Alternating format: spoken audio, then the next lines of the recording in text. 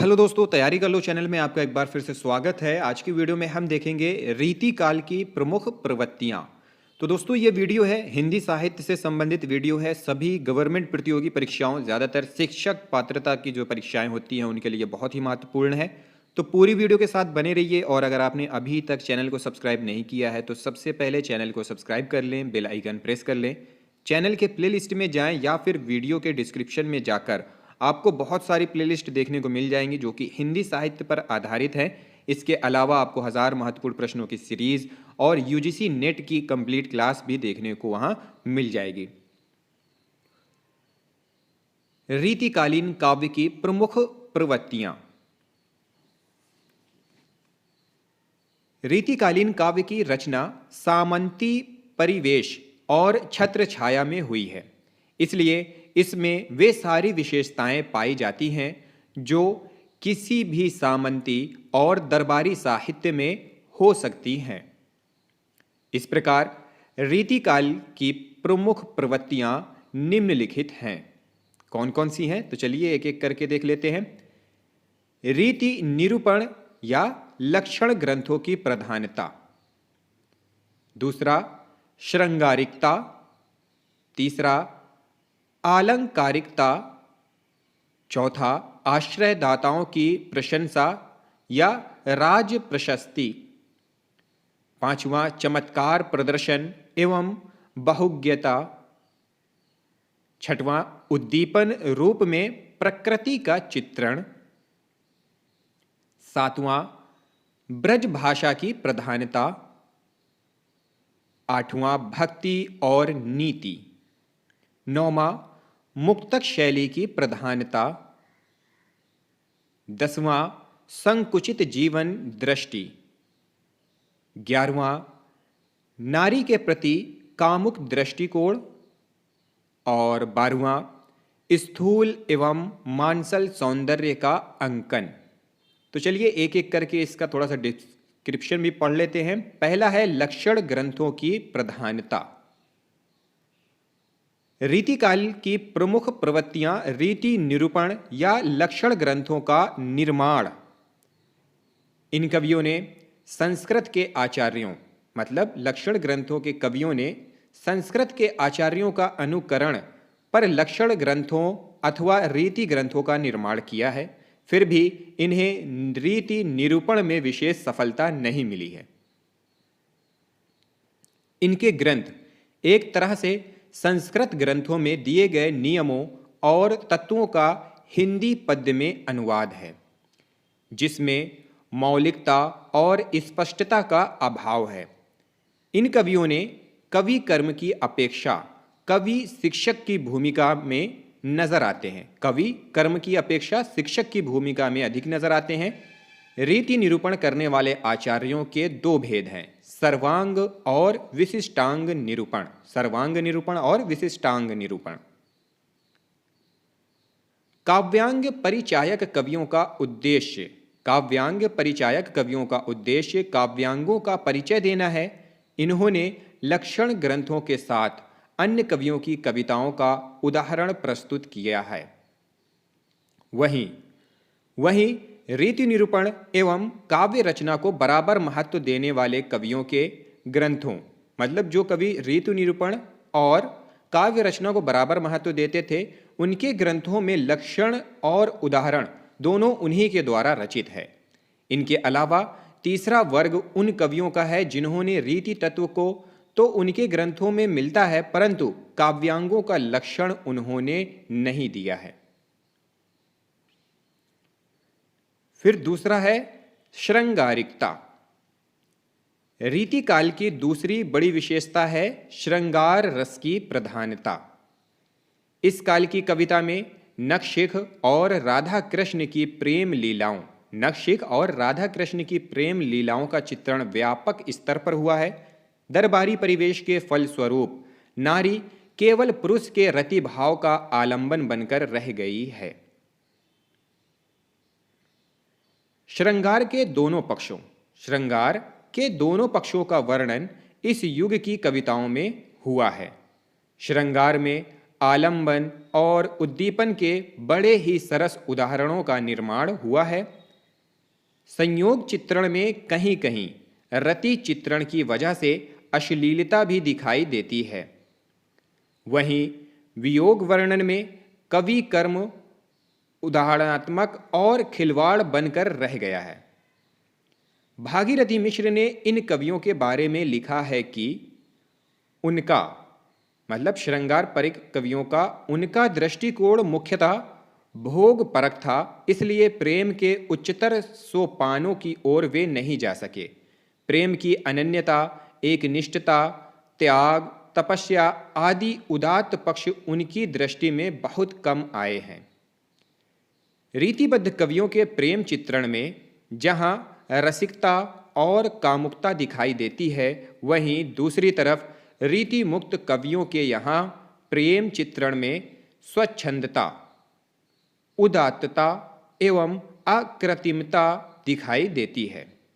रीति मुक्त कवियों के यहाँ विरह वर्णन की प्रधानता है, परंतु विरह ताप की अतिशयता एवं विरहजन्य उत्साहात्मकता नहीं दिखाई पड़ती है। अलंकारिकता।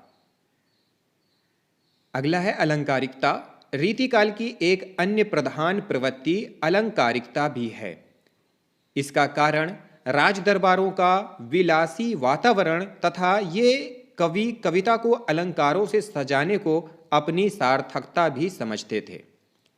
इस युग के कवियों सभी अलंकारों का निरूपण अपनी कविताओं में किया है। इस युग के कवियों ने सभी अलंकारों का निरूपण अपनी कविताओं में किया है। यहाँ कविता साधन न होकर साध्य है।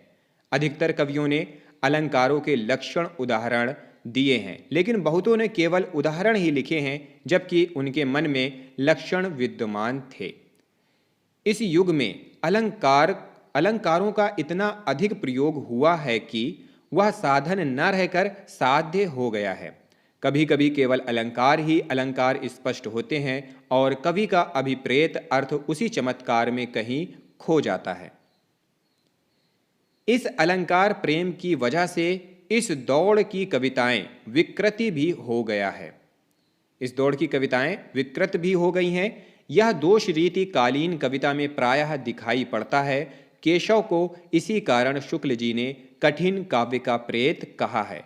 केशवदास अलंकार विहीन कविता को काव्य मानते ही नहीं, भले ही उसमें अन्य कितने ही गुण विद्यमान हों।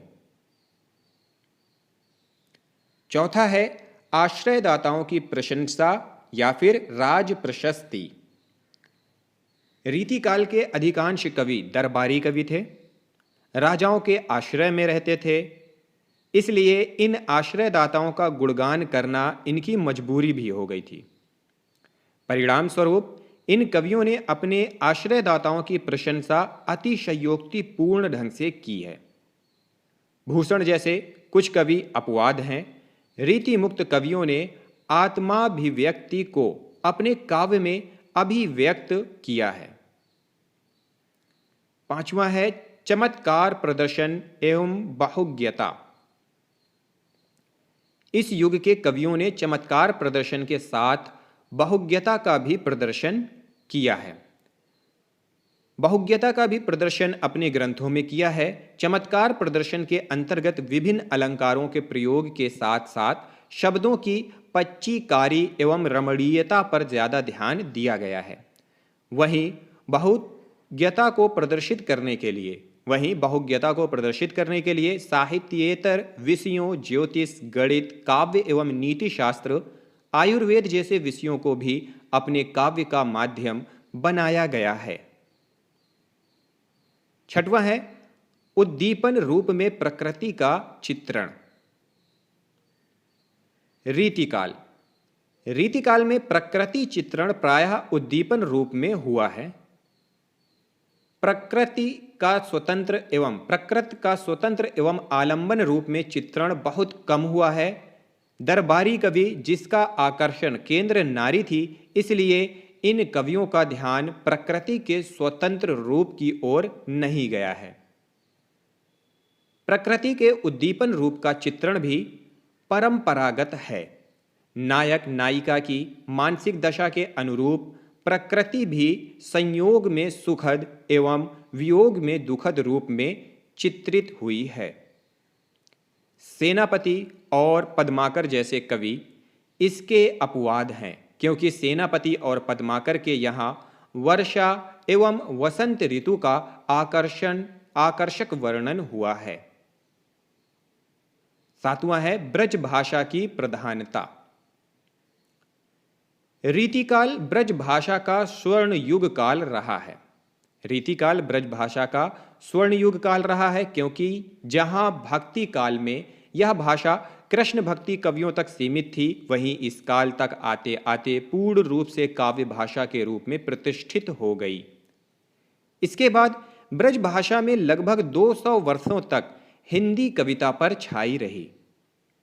ब्रज भाषा के प्रभाव का अंदाजा आप इस तरह लगा सकते हैं कि इसमें ब्रज के बाहर के कवियों ने भी इसी को अपना काव्य भाषा बनाया। इस युग की कविताओं में आप फारसी के प्रभाव को भी देख सकते हैं। इसकी वजह उस समय के दरबारी जीवन और सत्ता पर मुसलमान शासकों के आसीन होना प्रमुख वजह है। आठवां है भक्ति और नीति। रीति काल में भले ही रीति निरूपण, श्रृंगार और अलंकार की प्रधानता व्यापक मात्रा में भक्ति और नीति से संबंधित पद भी मिल जाते हैं, जो इस युग की एक नई देन है। राधा कृष्ण लीलाओं में श्रृंगारिकता के साथ भक्ति भावना भी विद्यमान है। नगेंद्र ने भी लिखा है कि रीतिकाल का कोई भी कवि भक्ति भावना से हीन नहीं है, हो भी नहीं सकता था। दरबारी वातावरण के परिणाम स्वरूप इनके कविताओं में नीति संबंधी उक्तियां भी मिल जाती हैं। इस क्षेत्र में वृंद के नीति दोहे, गिरधर की कुंडलियां तथा दीनदयाल गिरि की अन्योक्तियां उल्लेखनीय हैं। मुक्तक शैली की प्रधानता। नौवां है मुक्तक शैली की प्रधानता। रीतिकाल में कुछ प्रबंध काव्य जरूर लिखे गए हैं, परंतु मुक्तक काव्य रूप को प्रधानता मिली है। दरबारी वातावरण में मुक्तक रचनाएं ही ज्यादा उपयुक्त थी, क्योंकि राजाओं सामंतों के पास प्रबंध काव्य को सुनने का ना तो समय था ना ही धैर्य। अतः इस काल में मुक्तकों, कवित्व और सवैया की प्रधानता रही है। कवित्व में वीर और श्रृंगार रसों का प्रयोग तथा सवैयों में श्रृंगार रस का प्रयोग हुआ है। बिहारी जैसे कवियों ने दोहा छंद के सीमित शब्दों में अधिक अर्थ व्यक्त करने की कला को विकसित किया। 10वां है संकुचित जीवन दृष्टि। रीतिकाल के कवियों की कविताओं में कोई महान या उच्च उद्देश्य नहीं दिखाई देता है। अधिकतर कवियों ने अपने आश्रयदाताओं को खुश करने के लिए श्रृंगार और मनोरंजन पूर्ण काव्य की रचना की है।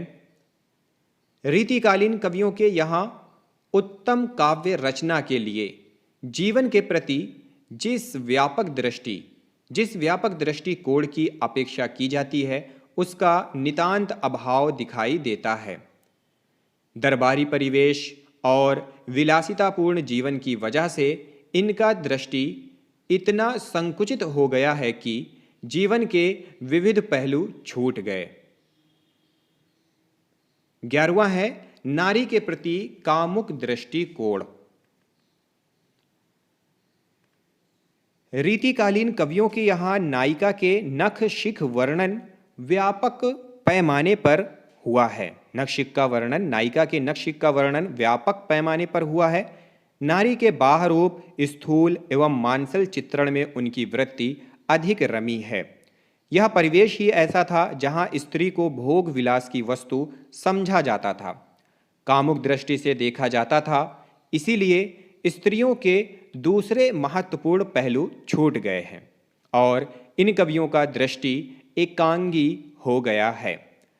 हजारी प्रसाद द्विवेदी के शब्दों में यहाँ नारी कोई व्यक्ति या समाज के संगठन की इकाई नहीं है, बल्कि सब प्रकार की विशेषताओं के बंधन से यथासंभव मुक्त विलास का एक उपकरण मात्र है।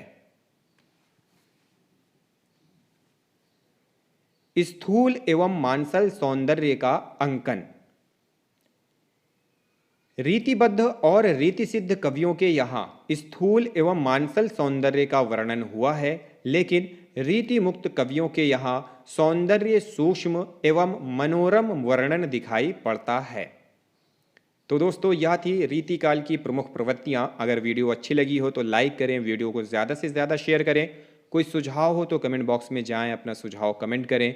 अगली वीडियो में मिलते हैं किसी अगले टॉपिक के साथ। इस वीडियो को देखने के लिए बहुत बहुत धन्यवाद।